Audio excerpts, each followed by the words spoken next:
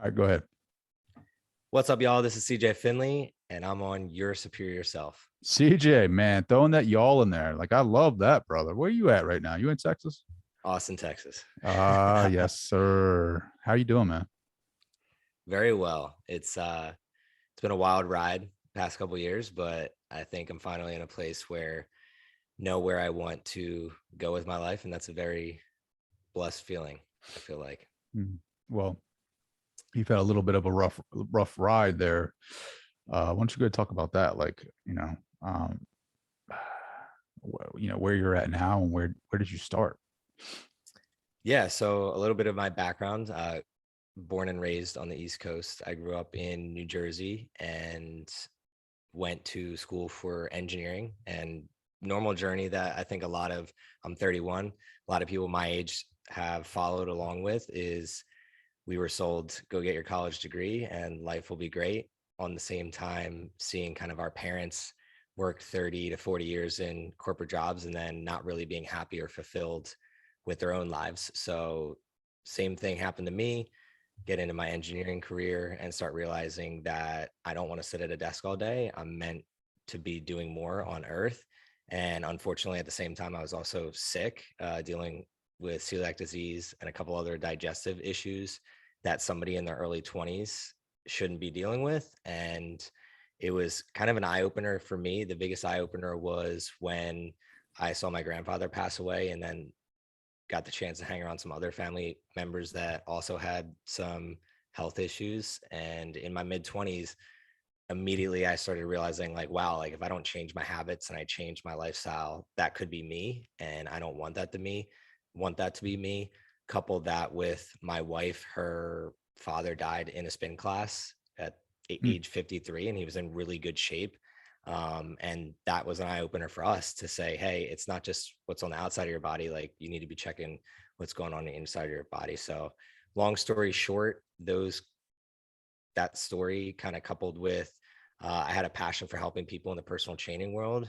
Eventually, I just ended up leaving my corporate career. And now today I am invested in a couple of businesses, work part-time in a health and wellness company that we're trying to scale right now. It's an IV clinic with a media company on the side of that where we do podcasts and health and wellness stuff. It's called How Do You Health. And then some side hustles where we have like mobile sauna and we do retreats and things of that nature to just try and get people and the community involved in what I believe to be true health and wellness, not medicine and popping pills and things like that. So that's kind of like the runaround of where we're at. And today I'm just very excited to be here. And I love podcasting. I have a podcast of my own, the Thrive on Life podcast. And every time I get a chance to speak with other people like yourself, it's an honor. What's your podcast about? So my slogan is helping mission-based people, brands, and businesses thrive. And really at the end of the day, it's just having conversations with people that I believe are going to go on to do great things. I think a lot of podcasts do a great job out there of bringing on people that have already made it, quote unquote. But what I'm after is trying to find those people that are in communities that might have a little bit smaller of a following or a little bit smaller of an impact, but I believe that they're going to be going somewhere. Just really good-hearted people that are doing things for the right reasons. And every time they get to have a conversation on there, it seems like a lot of people that are listening can actually take something away from it because they're one or two steps ahead of that person rather than 10 steps ahead. Mhm. And it's nice to listen to celebrities and people that have made billions of dollars. But at the end of the day, if I'm that person that has a corporate job and I'm just looking to start something, it can be disconnected. So I try to fill that gap with the podcast. Mm.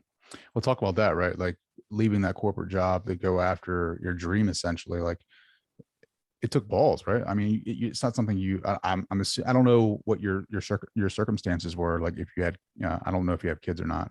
You said your wife, but still though, to leave something that you've trained, professionally for to be an engineer, and then to say I'm not doing this anymore, and then go into something totally different, like that still takes, it takes it takes some guts, man. It takes a certain type of person. And first of all, I wouldn't be here without my partner in life, Aaron.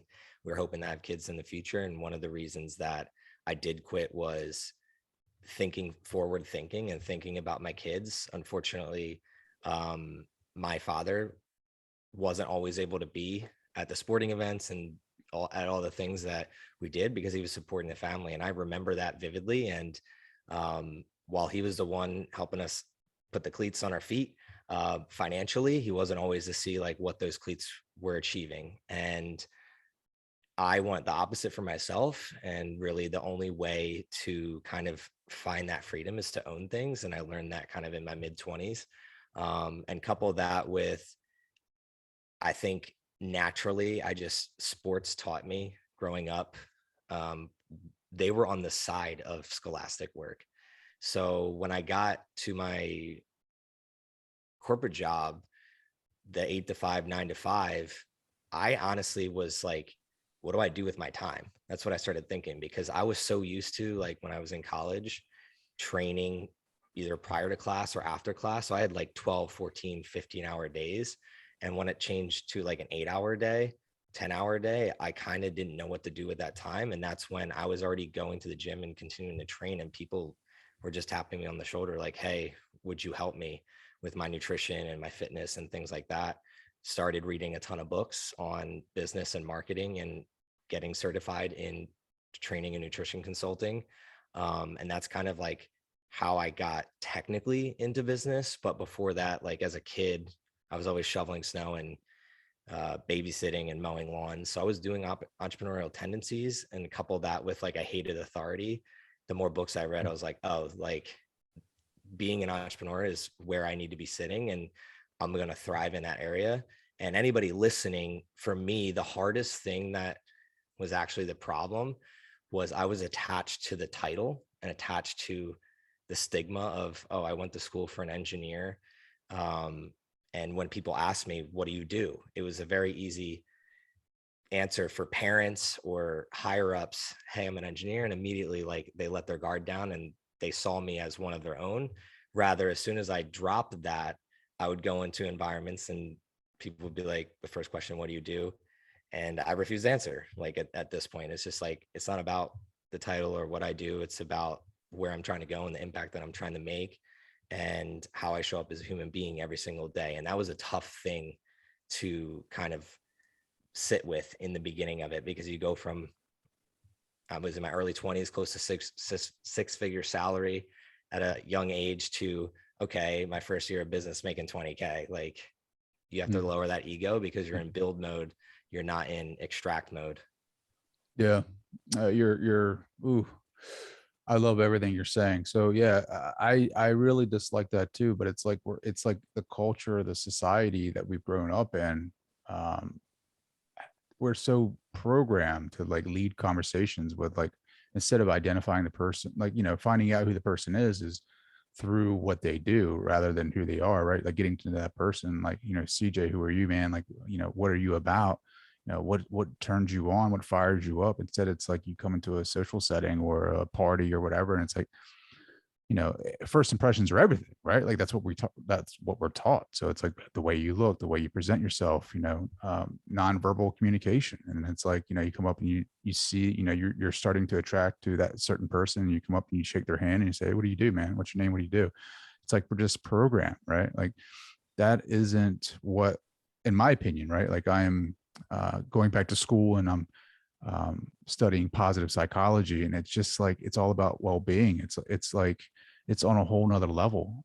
People think positive psychology is just the science of happiness. It's not. It's like learning, negative emotion is important too, because we learn who we are. That's how you develop who Mm, you are, and you're in that field, of and bettering ourselves.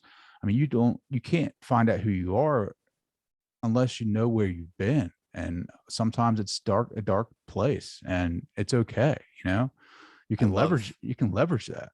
I love that topic because no matter whether it's sports, entrepreneurship, corporate world, you find out who somebody is when the time is tough.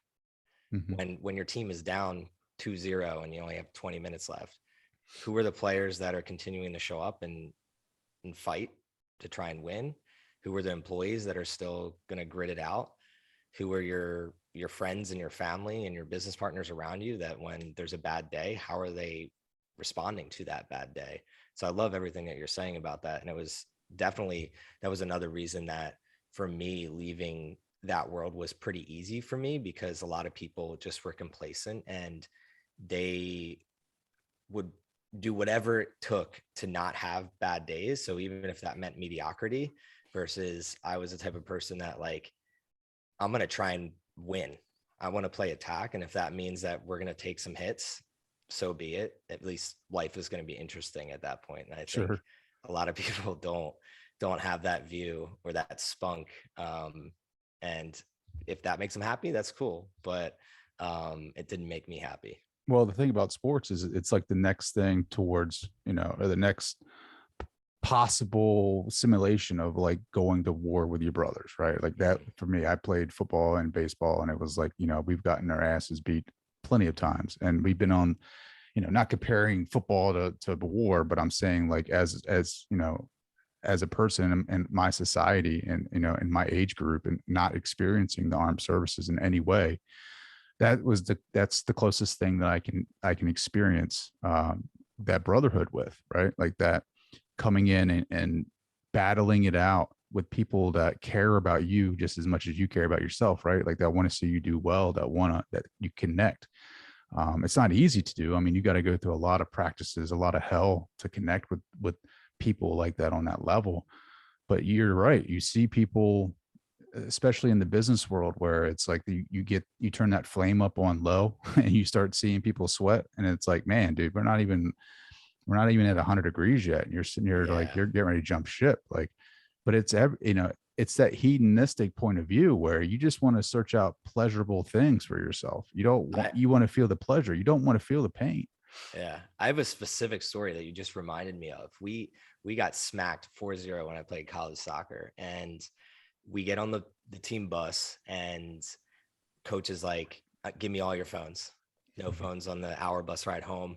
And we couldn't understand why he was taking our phones, but he was taking our phones because when we got off the bus, he's like, get on the field. And he literally is like, slow jog around the field until I say stop. He ordered food. So we just played a game. We just played a 90-minute game, hour bus ride home. No one has phones. We get on this field and he's eating food while we're just literally slow jogging around the field. And you notice the people that A are complaining, or B are just like, I'm just going to suck this up. And then C, the people that are like, we deserve this.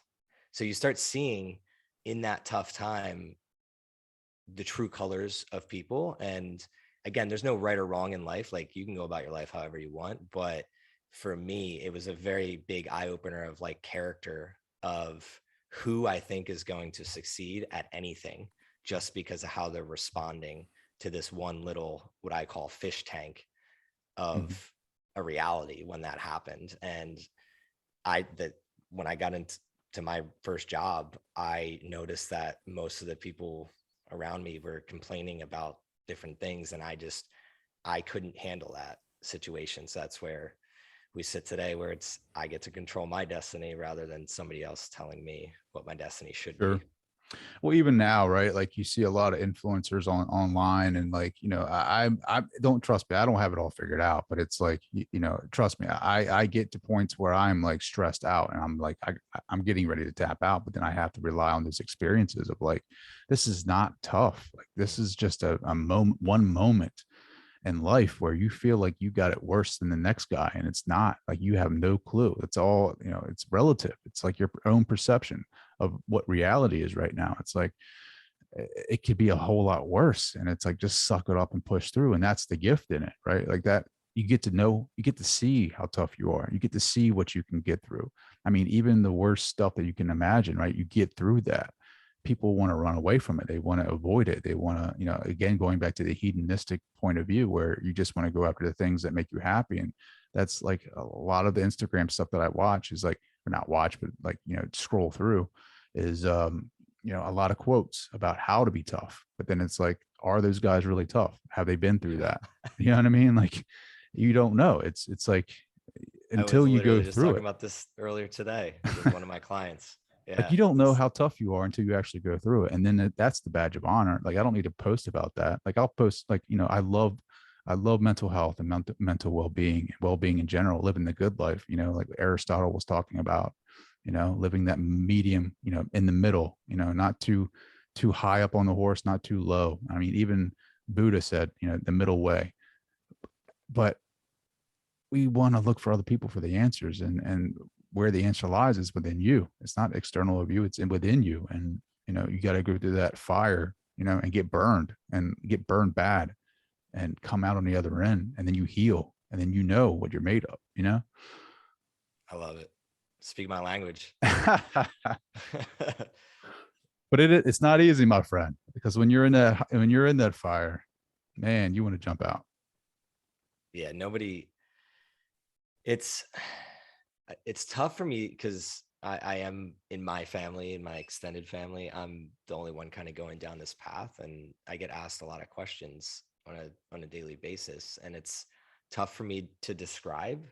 Um, but I think the people that you mentioned going into the fire and you got to get burned and then you heal. I think what ends up happening to a lot of people that do stick with it, if you're talking entrepreneurship, is I live by this inch by inch methodology. I don't know if you've ever heard what's the main guy in Scarface? I always forget his name.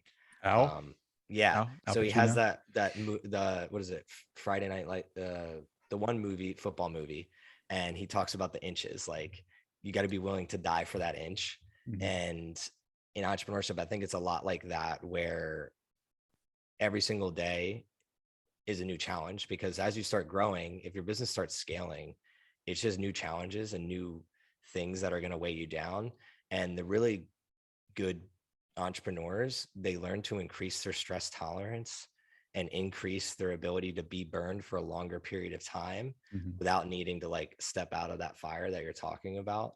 And the coolest thing for me is I can sense that as the years go on, the little inches start adding up and the fire doesn't feel like it used to Mhm. anymore. Now, the problem with that is if you have a personality like mine, I then start getting bored and I'm like, where is the big fire that could go? Like, it's either going to like make me bulletproof or I'm going to get really burnt.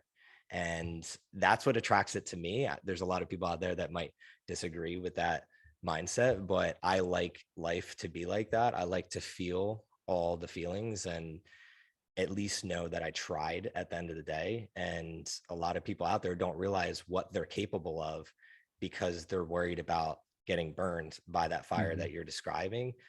When the reality is they have the skills, the tools, the knowledge, the network to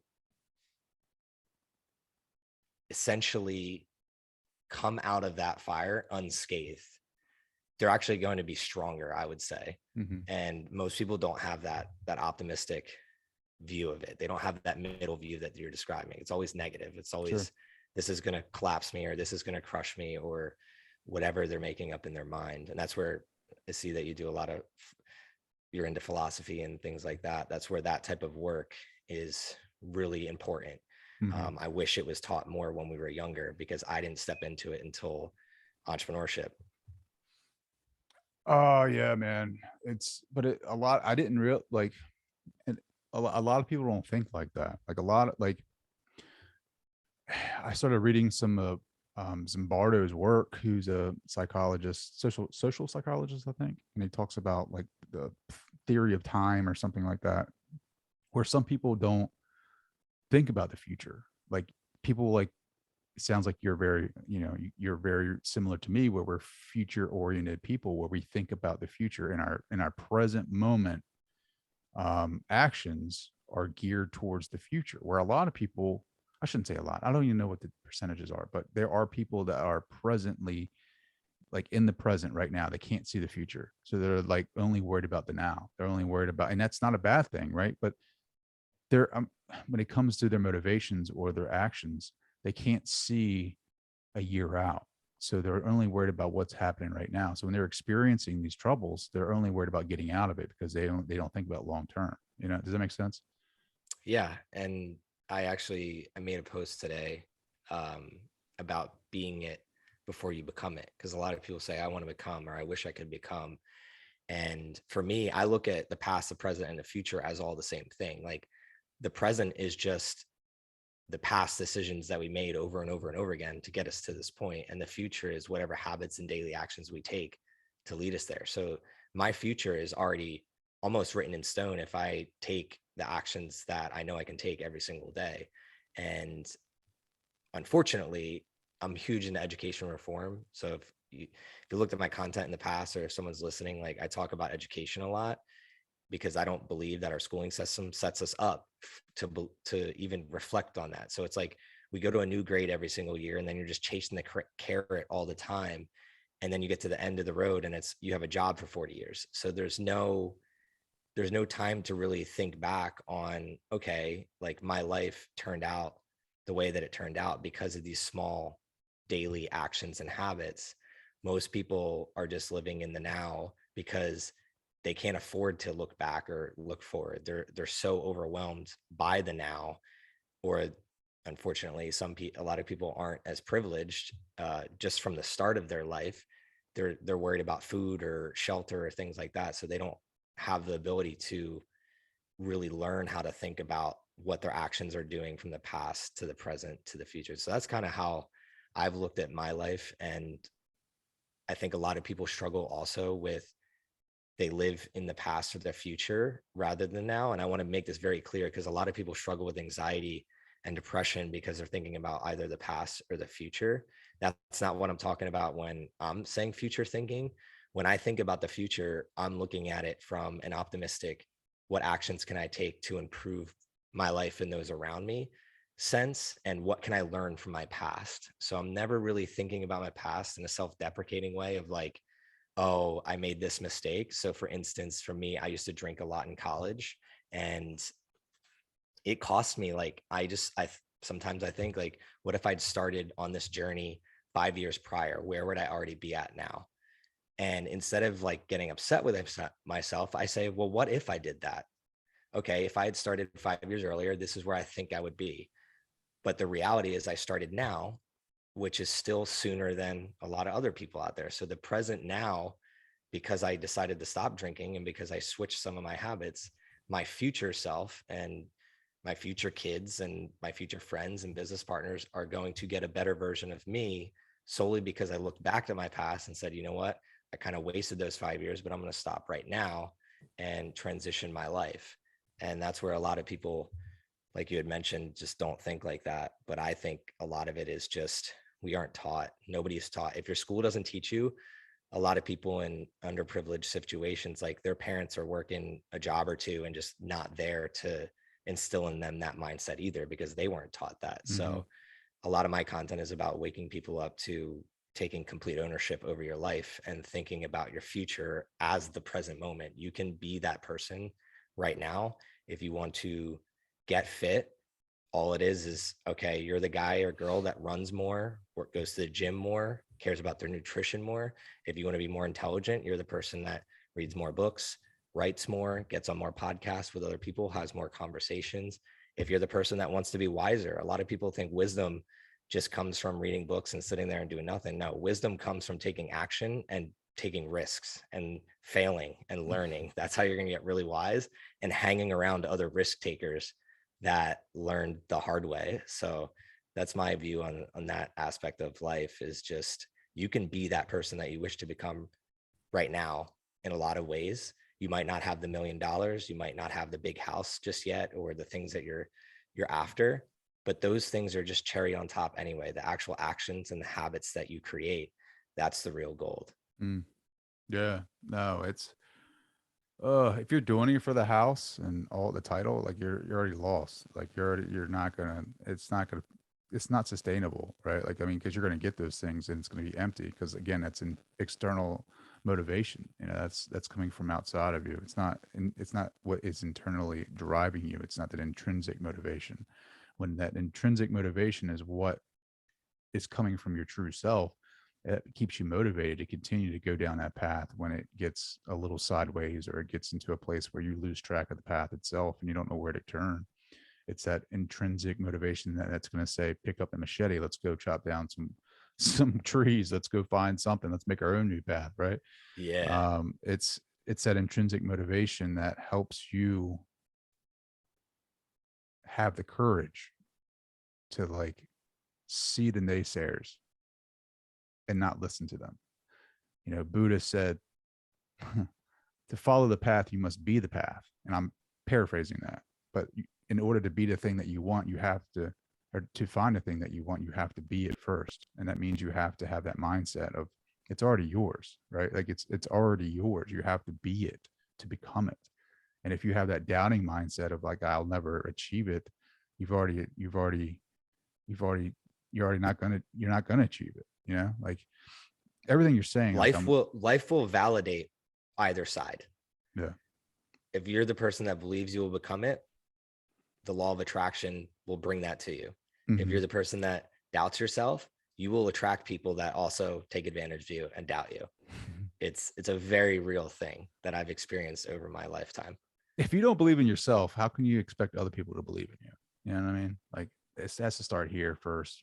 And you gotta like, it's just my journey right now. Like I have 100%, like I've been back and forth, as far as being that future oriented person of thinking about my goals and then back to the moment. Like when I was in my 20s, living for the moment, living for the night, living for the, Saturday night at the bar or whatever, like, being that hedonistic type of lifestyle of like, I don't care about tomorrow. I'm just going to live for tonight.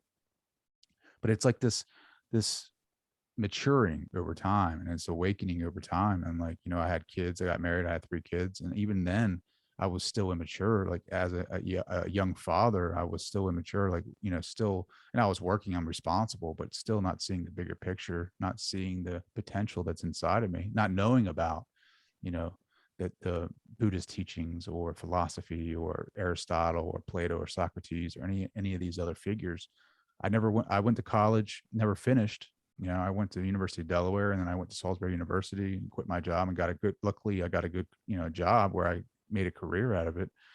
But then I went back to school, I went back to school because I wanted to achieve that for myself because I knew that I can, like I always doubted myself that or not doubted myself, but like, why did I regretted not finishing? Like, why didn't I finish? It's not that I can't, it's just, why didn't and I couldn't answer that question. So I was like, I'm going to answer that question. I'm going to go back. I'm going to prove it to myself. And I started with business and I got my AA in business. And then went to I'm going to University of Baltimore right now, and my major was business, but I changed it to psychology because psychology is awesome. Like it studies so many different aspects of the mind that I never knew of before, like humanistic psychology, transpersonal psychology. These are essentially spirituality, like these theories that they're coming up with. And I fell in love with it. I'm going back and I'm thinking about getting my master's, and these ideas never really popped in my head before. I immediately, when someone asked me about going back to school, I would say, I can't do that, So like I was knocking myself down before I even got up. And like, I just love everything what you're talking about. I mean, Inch by inch, you're inch by literally, inch. yeah, you went back and you focused on what's in front of you. And that, again, going through this whole conversation, that's the theme that I'm kind of rolling with. And just congrats to following that, because a lot of people, I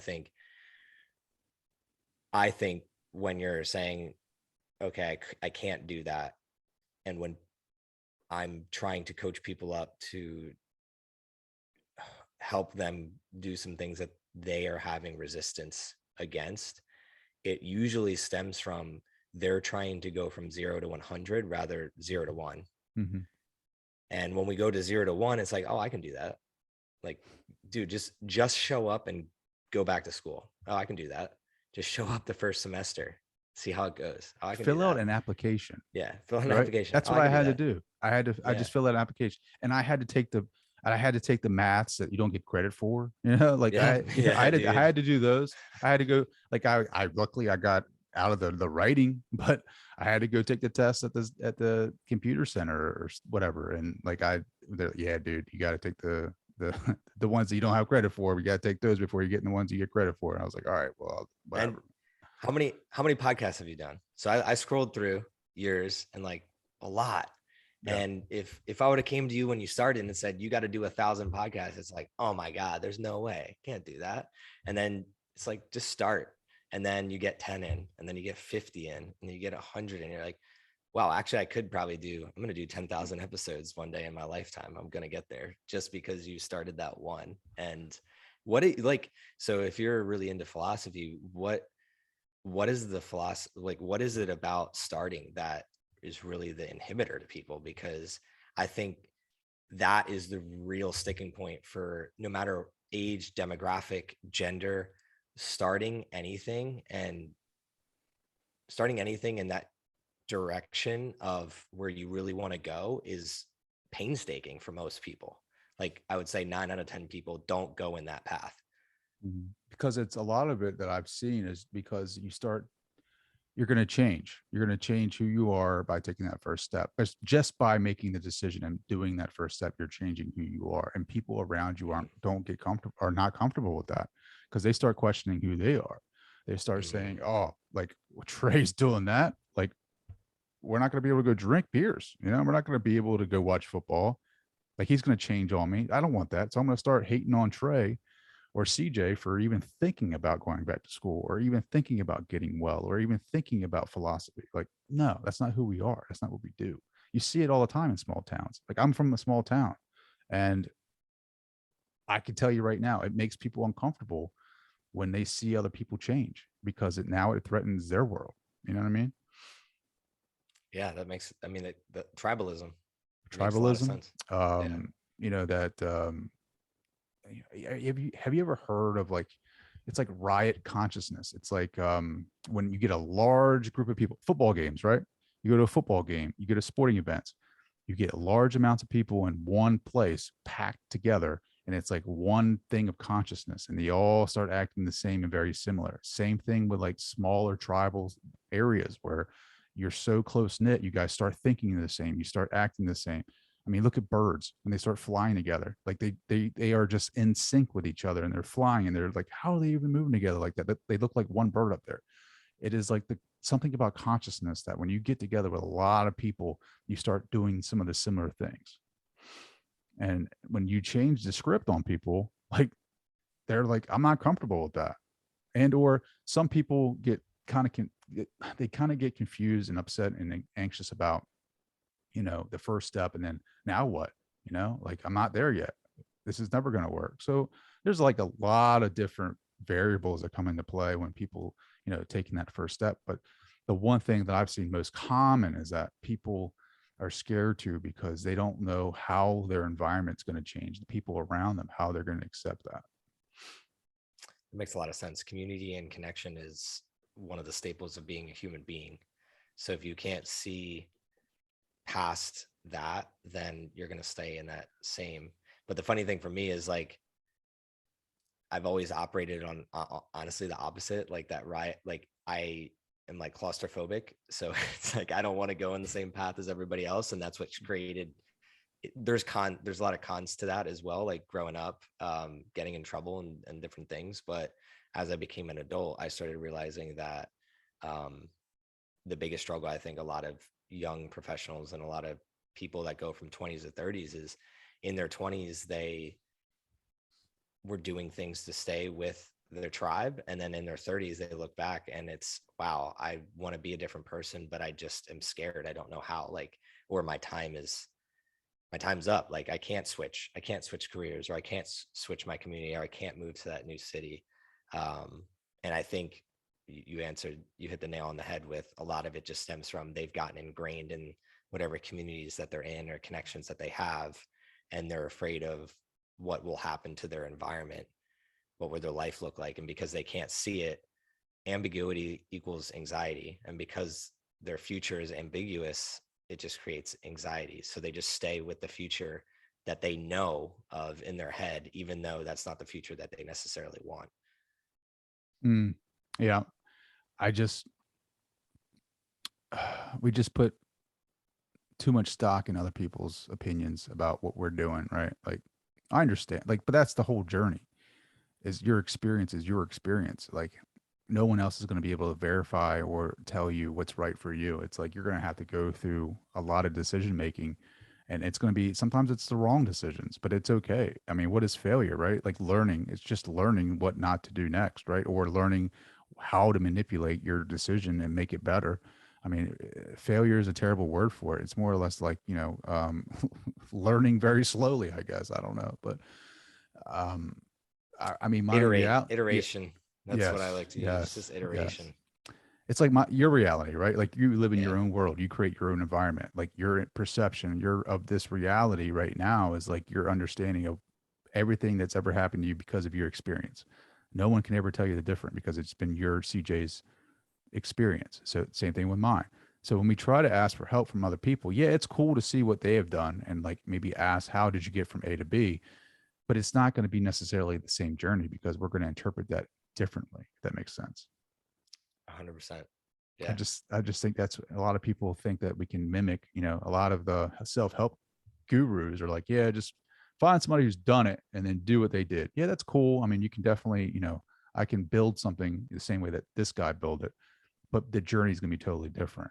And the value is in the journey. The value is, that is where the growth is. That is where you find out who you truly are. That's where you meet the true self, the higher self, like Abraham Maslow talks about the hierarchy of needs. There's a triangle, and you have your very basic needs at the bottom. And as you fulfill those needs and secure those needs, you get up to the very last building block, which is self-actualization. That's where you want to know why are we here? Who are we?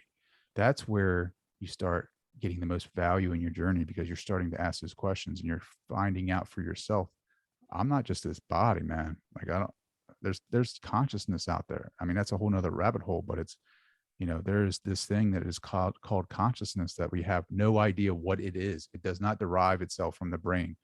I mean, that is where science is right now. Like you're going to see a paradigm shift. I'm telling you, it's happening right now with, Dean Radin. Uh, who else? Joe Dispenza. I mean, a lot of these different scientists are out here doing some great work with mind and body, and it is interesting to say the least. And I'm very excited about the future. I mean, what are your thoughts on consciousness?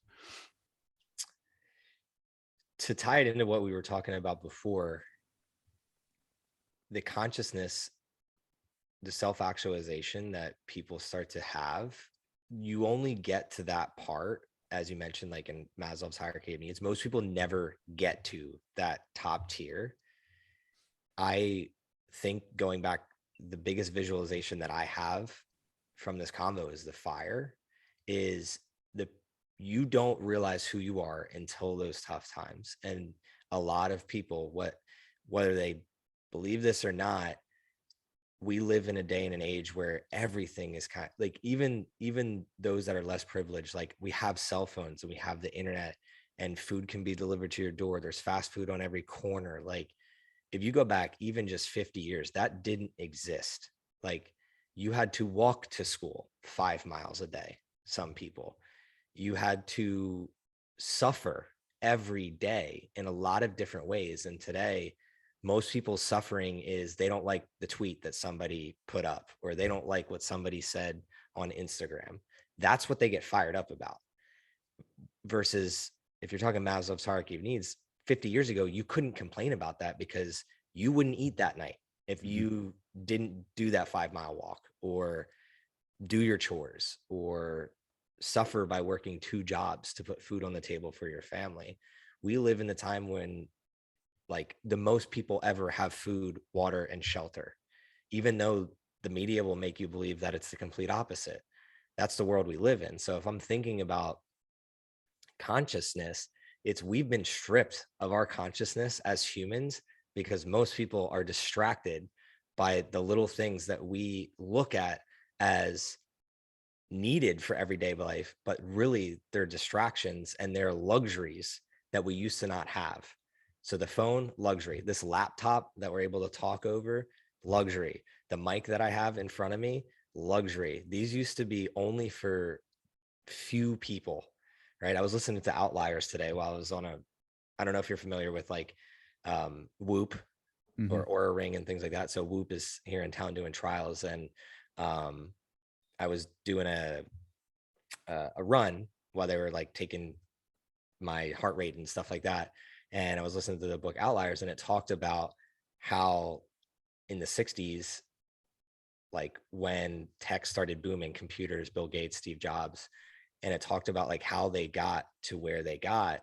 And it was because, not because they were some brilliant geniuses, but because in Gates's example, he had access to a terminal. They didn't even have personal computers back then. So they had terminal servers that they could code on.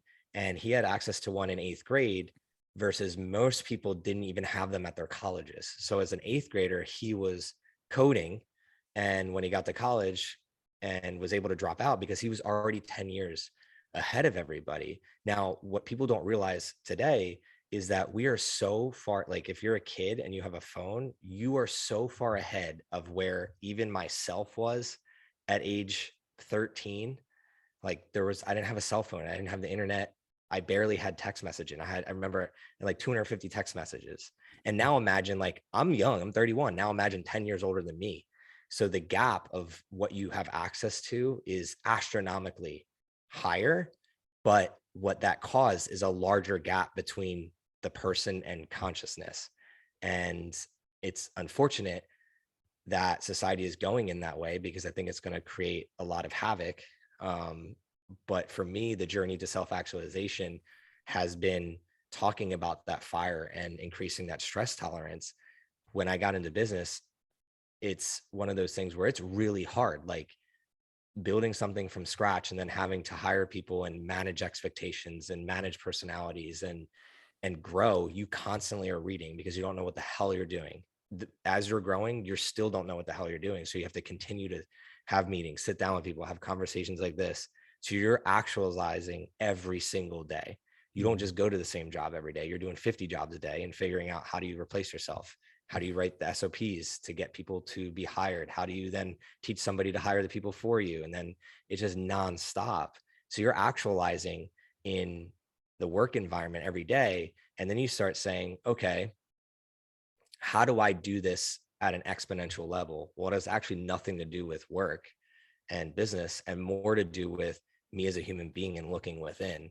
If I can be calm, cool, and collected in a heated conversation, I now am better. I am now going to be more efficient and effective in every situation. So that was really the reality for me, was when I woke up every day, I knew that I wouldn't be the best husband, athlete, entrepreneur if I couldn't actualize what that looked like and then take action on that. So for my daily habits, I had to completely shift to, okay, I'm just going to wake up and work as hard as completely possible, to I'm going to wake up and write in my journal and figure out what is inhibiting me from getting to the next level. Who do I believe I can become? What must I do every single day as a husband, friend, business partner to become that person? And if you're in a normal job or you're employed by somebody, they don't challenge you to ever do that. And you're not forced to be in the fire to do that every day. And then you have the distraction of the phone and the Netflix and the Grubhub that gets delivered to your door and the beer and the wine nights and the happy hours. You're constantly distracted. So you're never actually going to even think about your conscious at Mm-hmm. all. And the cool thing for me is I feel like the old me died. Like I look back at old photos and I don't even remember who that person was, because I'm completely different. And most people would view me as completely and utterly different as a human being. Outside of them, still very competitive. So there's that. But in terms of self-actualization and conscious and philosophy, I never picked up a philosophy book in school. The one thing, I love how you went back to school, because I feel like I would crush school if I went back now. The fact that I have access to a library, the fact that I have access to technologies that I don't have access to right now, the fact that I have access to the network that I had, and I abused it. I did nothing with it. And it's one of the things that I don't have regrets in my life, but when I look back, I would have went about it in a much more intentional way. But that forced me, going back to our conversation of past, present, future. looking back at that past has forced me to do that now. So in my community now, I am much more intentional because I wasn't in the past. And that has stemmed from self-actualization. So I know that was a long-winded No, I love it. kind of rant there, but I love for it. me, I think, again, unfortunately, 9 out of 10 people don't even realize they have a conscience and what Hmm. that means because we're just distracted all the time. Sure. No, I love that. And I think you should, think about taking philosophy, man. Just take a philosophy course. Like I tell it, and my mom is listening, she listens all the time. And I'm like, That's awesome. she's getting ready to retire. And I'm like, take some psychology classes. Like just go back. Like who cares? Like just what you don't have to like, if you want to get a degree, get a degree. Like do whatever you want. I understand, but there are so many different, more how do I say this? There are so many different learning platforms now. Like you don't need to do traditional schooling, like I do, right? Because um, the school that I'm going to doesn't have like a really accessible online platform. I mean, it's hybrid, but still, in my next, school, my master's will be fully online. That's something that I want. But the platforms now are fairly cheap, and so accessible from wherever you're at. Like I love it. And for me, like people will say, you don't have to go to school to be successful. That's 100% true. You don't need to go to school to be successful. But for me, it's like knowledge. It's like the knowledge was there. Knowledge is like true freedom. Like it leads you to Mm, freedom because like you start and you're like, what are you talking about? Freedom. The more that you learn about people, the more that you learn about things. Like I just read, and I had an ethics class, right? A business ethics, and we studied philosophy the entire time. Not one, like, I mean, there was some, dashes of ethics in there, but I'm reading Martin Luther King's letter from Birmingham. Like, loved it. Like, just really, just this guy is sitting in a cell in Birmingham writing this letter. And I'm like, man, this guy is just, I you should didn't read his realize that. autobiography. Yeah. I mean, but that's the thing. I would never have ever have read his letter if I didn't go back to school. A lot of the philosophers that I read, I would have never have read their work if I didn't go back to school. It's not about going back to school to be successful. It's about going back to school to expose yourself to new experiences. You know what I mean? Like that's how you grow that consciousness. It's an evolution. It's an evolution theory. It is, I am not the same Trey as I was when 10 years ago or even 15 years ago. And then 10 years from now, I'm totally going to be different, but it's a path of evolution, and it's natural in my opinion. I mean, look at us as a human species, like where we started and how we evolved. I mean, I think that's the path of consciousness, is constant evolution of itself, bettering itself, not necessarily bettering itself, but expanding it more experiences, um more experiences so that it can know itself better, right? That's how I, that's how we do it. I love how you said school can look a million different ways. And going back to how I said law of attraction and you be who you wish to become, one of my business partners and best friends right now, shout out to Noah Heisman. He literally just wrote a book on philosophy called This Way to the Stars. And it's written to be for people like myself who it's an introduction to the world of philosophy and all the philosophers and like guiding. And I'm very aware nowadays that that didn't happen by accident. Like him coming into my life, he randomly came to one of my events on New Year's Day 2 years ago, a year ago, over a year ago, um, isn't by accident. It was because I started doing these things and researching these things and reading the books. And then he steps into my life. And that's another thing that I think, unfortunately, people that aren't conscious and aren't going about their life as like looking to expand, they don't understand that they're just one person away from attracting one person that'll change their life forever. And you can't know what day that'll be. So whether it's your wife or your business partner or your mentor or your teacher, you can't even see them yet, but you have to start soaking up and expanding, like Trey is saying, and that person will eventually show up on your front doorstep. And Mm. that's when they do. That's the most important part. You have to understand that's an opportunity, and you need to make the best of that opportunity at that point. And it's cool to hear because that's what you're doing with your path and what you're doing with your schooling and philosophy work is taking advantage of the fact that you didn't take advantage of it years ago, and now it's like, okay, leading you down this path that you're like, damn, this is what I'm meant to do. So it's really cool to see from the outside.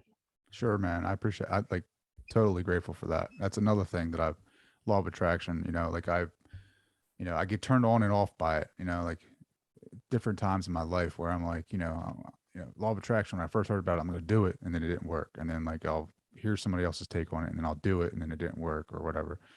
And then I'll hear somebody else's perspective on it. But it is accurate in that you attract things in your life that you are vibrating in accordant, resonating with.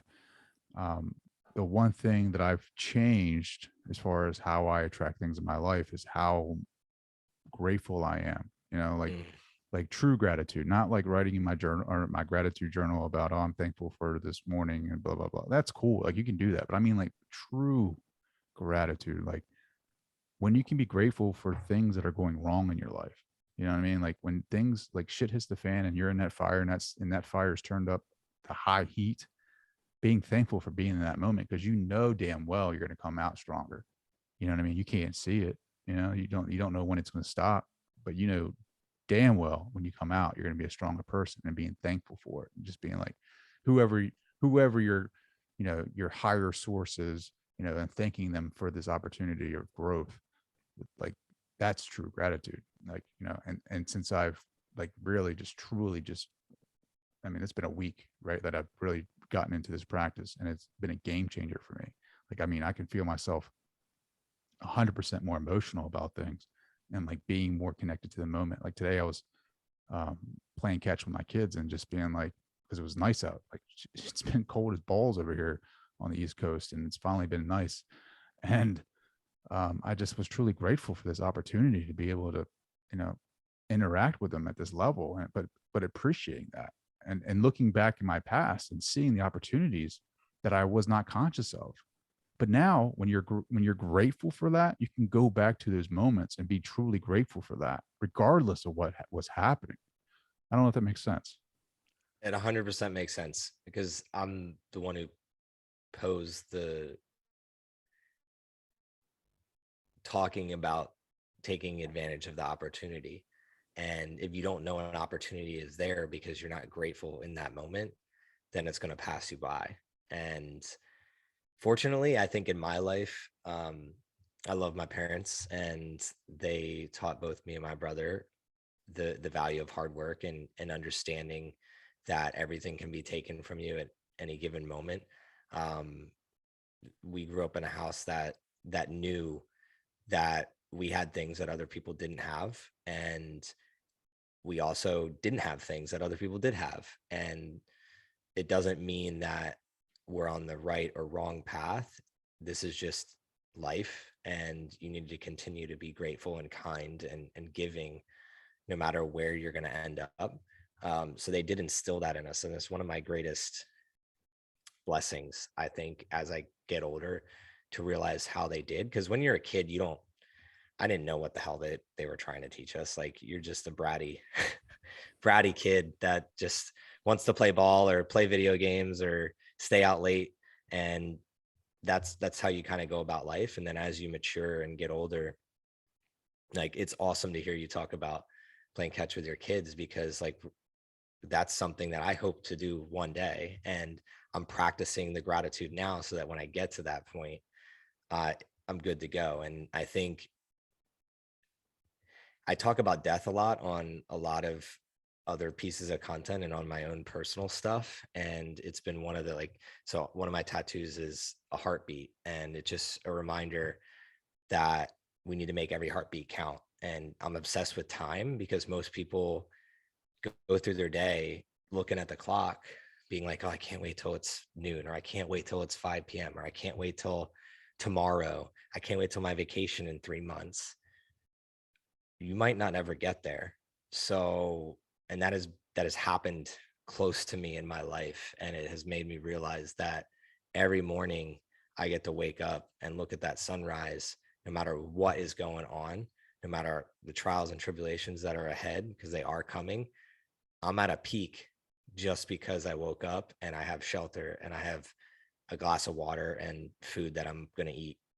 Mm, like that right there. And that's where, again, going back to your consciousness, most people can't realize that. They don't realize that that's all we need in life. We need food, water, and community, mm, really, at the end of the day. People around us that love us and we can love them. You don't need much as human beings. Like, going back 100 years, there's a lot of people that had dirt floors. Like, they didn't. I have a concrete floor that I'm on. This is luxury. This is like royalty 100 mm, years ago. mm. And now people don't even realize it. So I love you're talking about gratitude. And I think if we taught that, and the beauty of it is, for me, hearing you talk about it, you're going to teach your kids that.